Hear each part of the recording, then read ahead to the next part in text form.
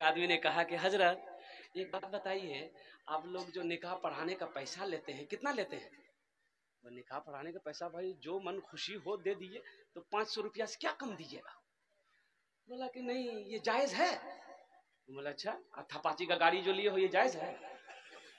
देखिए यहाँ 500 रुपए दे रहा है तो मसला पूछ रहा है कि जायज है, आज 2 लाख टका लिए हो उधर से। हजरत उमर फारूक रज़ी अल्लाह ताला अन्हु के जमाने में जब अमीरुल मोमिनीन थे, तो एक आदमी की बीवी बहुत बदज़बान थी। अब वो बोलती, जब बोलना शुरू करती थी ना तो रुकती नहीं थी वो। ये आदमी सोचा कि थोड़ा अमीरुल मोमिनीन को शिकायत कराएं, ये मसला हल कैसे होगा। तो वो बीवी की शिकायत लेकर हजरत उमर फारूक रज़ी अल्लाह ताला अन्हु के घर पहुंचे, तो पर्दा लगा हुआ है। तो वो बैठक में रुके कि हजरत अमीरुल मोमिनीन निकलेंगे तो हम अपने शिकायत पेश करेंगे। तो उधर अंदर में हजरत उमर फारूक रज़ी अल्लाह ताला अन्हु की बीवी उनको खूब झाड़ रही थी। वो बोले जा रही है। हजरत फारूक आज़म रज़ी अल्लाह ताला अन्हु खामोश सुन रहे हैं, बीवी बोले जा रही खामोश सुन रहे हैं। ये आदमी सोचा कि अल्लाह हम अपना फैसला करवाने आए हैं, ये क्या फैसला करेंगे, इसकी बीवी तो खुद सुना रही है इसको। इनकी बीवी तो इनको खुद सुना रही है। तो मेरे भाई कुर्बान जाइए। वो शख्स बोला कि नहीं इनको सुनाने से फायदा नहीं। वो लौटने लगा। हजरत उमर फारूक रज़ी अल्लाह ताला अन्हु इतने दरमियान में निकले, वो आवाज दी, ओ भाई इधर किस काम से आया था? अब बगैर काम किए हुए चला गया, मिला नहीं, क्या बात है? कहा कि नहीं हजरत रहने दीजिए, बात समझ में आ गई है मेरी, अब बोलने की जरूरत नहीं। ना बोलो तो सही क्या बात है, बोलो तो सही क्या बात है। कहा कि हजरत मैं अपनी बीवी की शिकायत लेकर आपके पास आया था, लेकिन मैंने यहाँ देखा कि आपकी बीवी तो मेरी बीवी से ज्यादा बोल रही थी, आप खामोश सुन रहे थे। तो हजरत उमर फारूक रज़ी अल्लाह ताला अन्हु ने क्या जवाब दिया? आपने फरमाया अच्छा ये बताओ, तुम्हारे घर में कोई नौकर हो, तुम्हारे घर में अगर कोई नौकर हो, तुम्हारा गंदा कपड़ा धोए, तुम्हारे घर में झाड़ू लगाए, तुम्हारे घर की निगरानी करे, तुम्हारे बच्चों की परवरिश करे, तुम्हारे लिए खाना बनाए, अगर वो थोड़ा सा अगर कुछ बोल दे तो तुम बर्दाश्त करोगे कि नहीं करोगे? बोला हाँ बर्दाश्त करेंगे। बोला वही समझ लो, बीवी अगर बढ़ चढ़ कर कुछ बोलती भी है थोड़ा बर्दाश्त कर लो, इसमें भी सवाब है। मारना नहीं है, डांटना। अच्छा एक बात बताइए, अजय कुछ लोग लट्ठी लेके बीवी को मारते हैं, बाप रे बाप, उल्टा के मारता है, नाली में 16 के मारता है। भाई ऐसे मारने का इजाजत आपको किसने दिया? अल्लाह के नबी ने इरशाद फरमाया वो जालिम है जो अपनी बीवी के चेहरे पे मारता हो, वो जालिम है जो अपनी बीवी के चेहरे पे मारता हो। किसने आपको इजाजत दिया बीवी को मारने का? बीवी आपके लिए आपकी नौकरानी नहीं है, बीवी नौकरानी नहीं है, वो बीवी है। बीवी सिर्फ बीवी नहीं है, वो दोस्त है, हम सफर है, एक साथी है। बीवी हुन्ना लिबासुल लकुम व अंतुम लिबासुल लहुन्ना। अल्लाह का कुरान कहता है कि मर्द औरत का लिबास है, औरत मर्द का लिबास है। औरत मर्द का लिबास है, मर्द औरत का लिबास है। ये तुम्हारी नौकरानी नहीं है कि तुम उसे मारोगे, तुम्हारे घर की काम नहीं करेगी मारोगे। वो उनका अखलाक है, वो खाना बना के खिला दे तो उनका शुक्रिया अदा करो, उनका शुक्रिया अदा करो। अल्लाह अकबर कबीरा। ऐसे ही एक औरत शोहर को सुना रही थी, शोहर को कोस रही थी, रोड के साइड में घर था, ले झगड़ा। अब बेचारा ये शोहर बुधवा बेचारा कहाँ मुझ बैठा सुन रहा था। बस्ती वाला जमा हो गया, बोले गए मुन्ना छोड़ माफ कर दे तो शोहर माफ कर दे। तो बोले कि ठीक है तुम जब बोलो ही तुम छोड़ दे, लेकिन अल्लाह ने सुपुर्द कर दे। बोलते ना अल्लाह की यहाँ सुपुर कर दे रहे हैं हम। तो वो दुआ कर दी आंचल उठा के, या अल्लाह अगर वो गलत है तो मर जाए, या अल्लाह अगर हम गलत हैं तो हम बेवा हो जाए। समझे? दोनों तरफ से तुम ही जाओ।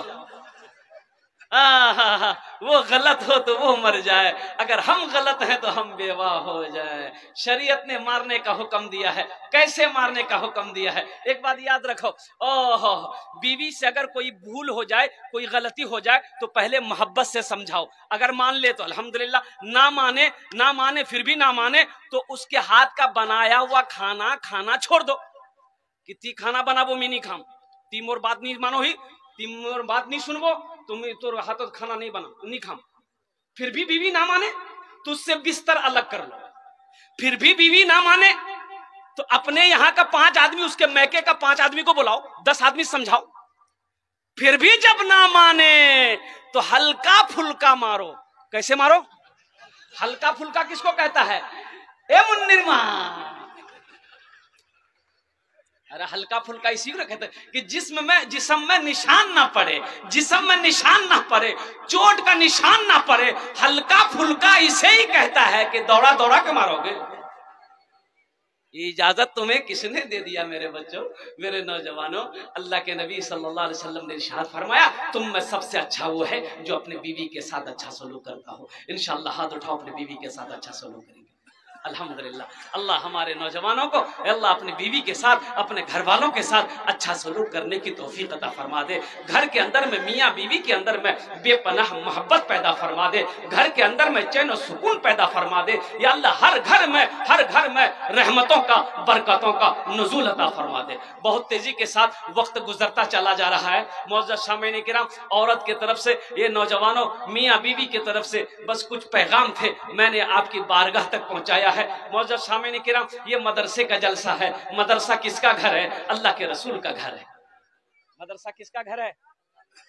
अच्छा देखिएगा, कुछ लोग मदरसों से बुग़्ज़ रखते हैं, कुछ लोग मदरसों को पसंद नहीं करते, जबकि जानते हैं, आपको पता है मौलाना असद मदनी ने फरमाया था, मद्दज़िल्लहुल आली ने, कि लोगों, मौलाना वली रहमतुल्लाह अलैह खान का मुंगेर ने ओ उड़ीसा की सरजमीन पर लाखों लोगों के दरमियान में फरमाया था कि लोगों सुनो, ये मदरसे दीन के किले हैं, ये मदरसे जब तक चलते रहेंगे चांद सूरज चमकता रहेगा।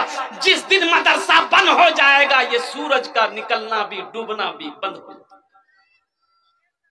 अच्छा, मदरसे में मैं आपको बताऊं क्या मेरे भाई, अल्लाह अकबर कबीरा, अपने बच्चों को कुरान पढ़ाओ। मैं तो कहता हूं कि हर आदमी को इतना इल्म होना चाहिए कि बाप मर जाए तो खुद जनाजे की नमाज पढ़ाए। हर आदमी को, ये हर भाई को इतना इल्म होना चाहिए कि जब उसकी बहन की शादी हो तो वो खुद निकाह पढ़ाए। भाई मौलवी साहब को ढूंढे कहे ढूंढे, आप खुद निकाह पढ़ाइए। आपकी बहन निकाह पढ़ाइए, आपकी बेटी है निकाह पढ़ाइए, आपका बाप मरा है खुद निकाह पढ़ाओ, ये जनाजे की नमाज पढ़ाओ। कहां से भागोगे? अरे मदरसे से कहां से भागोगे?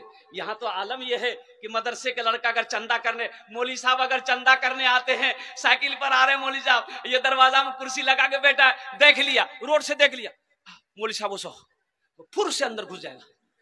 अब बेटा को बोलेगा, बेटा जा बाहर जा, मौलवी साहब पूछता हूँ नहीं, बाकू यहाँ जो बोले खेतों जगह, बाग खेतों चले गई है। अरे एक आलिम दीन आपके दरवाजे पे आ रहा, आप तो खुश होना चाहिए।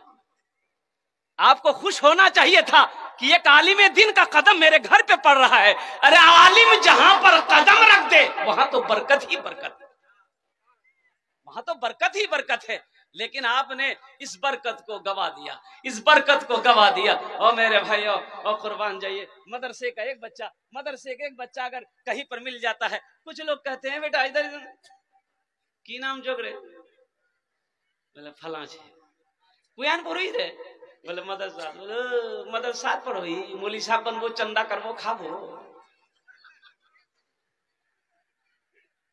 अच्छा, ये मदरसे नहीं होंगे, बच्चे आलिम नहीं बनेंगे, हाफिज कुरान नहीं बनेंगे, तो आप मरोगे, जनाजा कौन पढ़ाएगा? कभी आपने सोचा? भाई आप जब मरोगे जनाजा कौन पढ़ाएगा? हम तो ये कहते हैं कि मौलाना से कहां से भागोगे, मदरसों से कहां से भागोगे। मैं तो कहता हूं कि महद से लेकर लहद तक मौलवी की जरूरत है, और यहां तक जन्नत में अगर तुम चले भी गए वहां भी आलिम की जरूरत है, वहां भी आलिम की जरूरत पड़ेगी। हुजूर की हदीस है, जन्नत में भी तुम चले जाओगे वहां भी एक आलिम की जरूरत पड़ेगी। अल्लाह पूछेगा सारी नेमतें मिल गई, बंदा कहेगा, जन्नती कहेगा या अल्लाह नेमतें मिल गई, अल्लाह कहेगा नहीं एक नेमत बाकी है। तो लोग घबराएंगे, अब क्या बाकी है? तो अल्लाह कहेगा जा अपने आलिमों से पूछो, अपने मौलाना साहब से पूछो वो कौन नेमत बाकी है, फिर वो जन्नत में ढूंढेगा। ए भाई अमूल साहब को जान गए, जन्नत में ढूंढोगे, अच्छा देखिए, बच्चा पैदा हुआ, घर में बच्चा पैदा हुआ, घर में बच्चा पैदा हुआ, तो भाई कान में अजान देना चाहिए कि नहीं चाहिए? अरे आप लोग देते हैं? कौन देता है? प्रोफेसर साहब? अरे बोलिए ना, वकील साहब देंगे अजान? कौन देगा? मौलवी साहब देंगे? अरे बोला मौलवी साहब, बोला कारी साहब को, बोला हाफिज साहब को, बोला इमाम साहब को, बोला क्यान बोले छुआ भैये कानों अजान दिए। अच्छा ठीक है, हजरत आए, कान में अजान दे दिए, जहन को हाजिर कीजिएगा, कान में अजान दे दिए, अब उस बच्चे का नाम रखना है, कौन रखेगा? अरे कौन, किससे रखवाइएगा? बोलिए ना, किससे रखवाइएगा? दादा से, नाना से, चचा से? फिर उन लोग वही नाम रखेगा। दादा से रखवाइएगा, फिर वही नाम रहेगा।